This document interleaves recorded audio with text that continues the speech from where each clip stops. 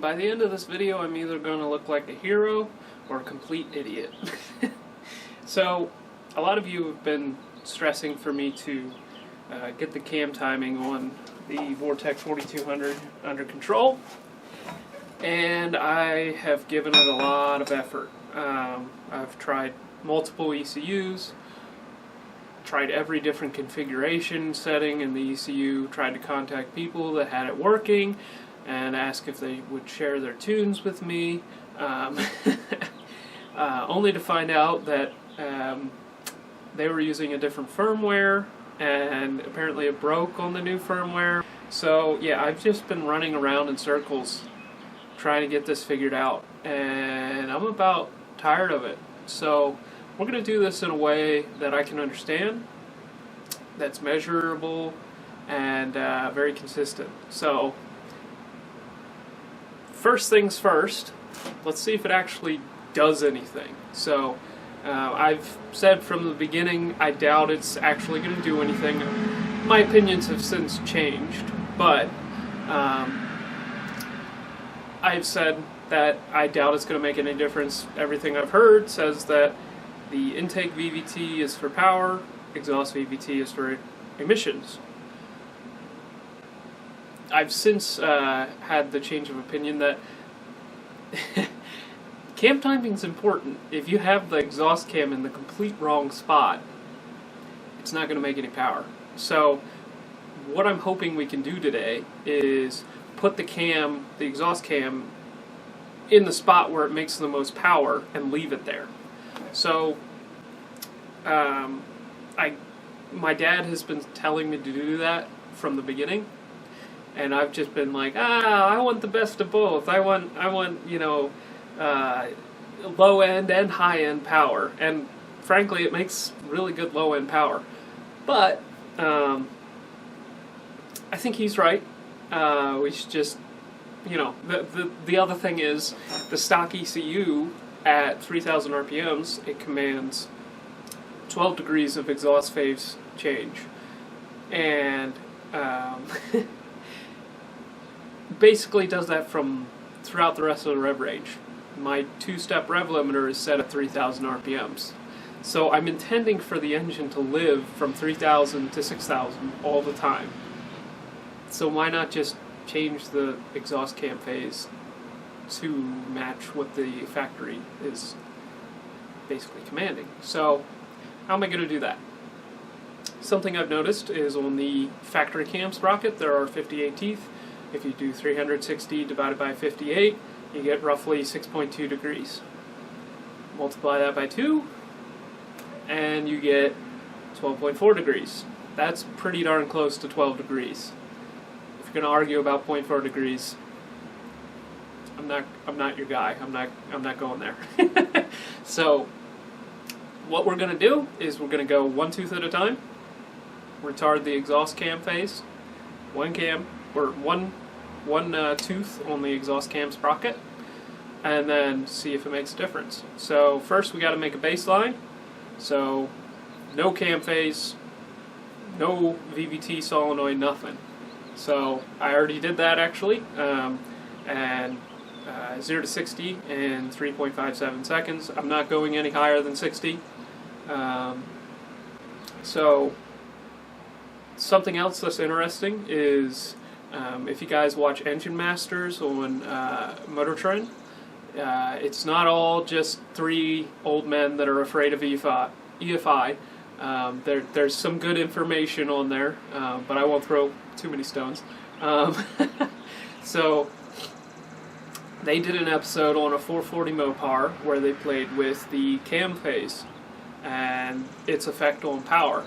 And what they found was that the more you retard the cam, the higher the torque peak goes in the RPM range. So what was also interesting there is they did a crank and compression test every time they did a change in cam phase. And they went from fully advanced 155 psi to fully retarded. It was like a span of 6 degrees to, and that was 130 psi of cranking compression. What's interesting is this guy here has like 225-ish psi of cranking compression. So yeah, I think the cam timing might be off. So that's our aim. Our aim is to fix that today. So let's get on to it. So how specifically are we going to do that? If you look up videos, there are plenty of people that complain about these engines as far as changing the timing chains and everything. You basically have to disassemble the entire front of the car to get to stuff. Well, I found this tool on the internet. It's just a little wedge, a little aluminum wedge, and a handle. And basically what you need to do is there is a oil pressure operated timing chain tensioner down in there. Now I'm not going to try and show it to you, but you'll just have to trust me. So basically you stick this guy into there, you wedge it between, there's like a little bolt that sticks through, and you wedge it between that and the where the timing chain rides along, and basically we want to collapse that oil pressure actuated timing chain tensioner. I've already done that, and then you can pull the thing back out like that, and you'll notice that all of a sudden there's a bunch of slop. So before there was nothing. So now what we have to do is we have to take this guy off and then change the phase of the cam. So we want the cam to retard it, we want it to go that way. So we want it to, as the engine's rotating this way, we want the exhaust vents to be further this way or retarded. So what I did here is I put 2 zip ties on my intake sprocket just so it won't go anywhere. And then what I'm going to do, something that's very helpful is you'll notice that every couple links there's a dark link. So there's like one here and there's one here, and you'll notice that on the sprocket there's a little mark there that lines up with it.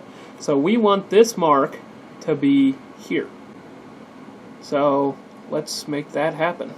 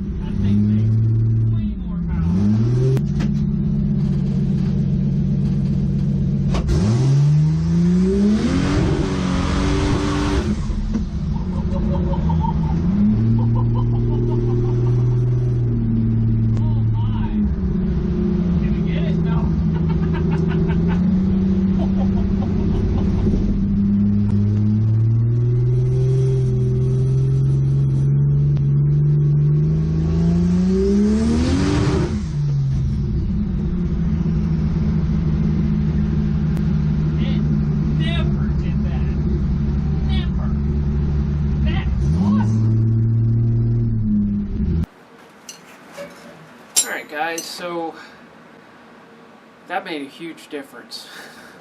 That was wow. I mean, it would you know, you hit the throttle and it would just hit a certain RPM and it would just hit the rev limiter. This is a whole different animal. Same boost. Did the compression test, 190 psi, so 30 psi down. Wow. This makes a big difference. So unfortunately, as I was pulling in the driveway, I noticed a oil leak and we're not going to be able to get any more testing done today, but just I promise we'll have more on this later. It's not going to be today, because I need to fix this. Unfortunately, I wasn't able to get a reliable 0 to 60 with the change, so you're just going to have to take my word for it. It made a huge difference. So I need to get this thing to a track or build something else that I'm okay taking to the track, because for now I think this car's done. We might come back to it later with some other mods, but as it sits, I'm happy with it. I think I'm ready to build another car that, if it were to roll at a track, something that I'm going to be safe. This car, yeah, it's safe, but we go too much faster and we're running out of equipment, and I would really not like to do that with this car. This is my first car. I'd prefer not to wrap it around a pole or barrel roll it down the drag strip. Not that I think that's going to happen, but I think we've taken enough risk with this one. So basically what I'm getting at is we need to do another project. We need to do one of these in something that you guys can identify with. Studebaker-Lark's pretty cool, but not everybody's going out and doing this with the Studebaker-Lark, and nor should they. I mean, really. So we need to find a chassis that people can identify more with, like a F-body or maybe a Fox body. It's kind of a good idea.